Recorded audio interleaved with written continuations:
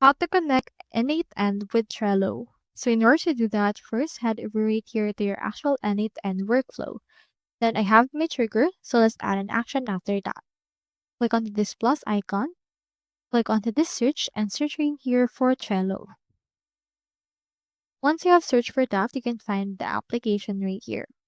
Choose right here the actual action that you want to make. So for example, on my case, let's choose right here this get a card. After that, it will show you this credential to connect with. Click on this select credential. Click onto this create new credential.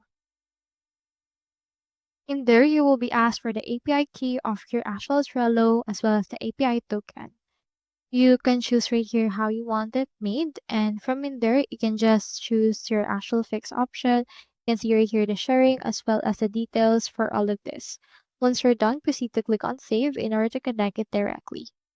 So that's all there is today, and I hope this video helped you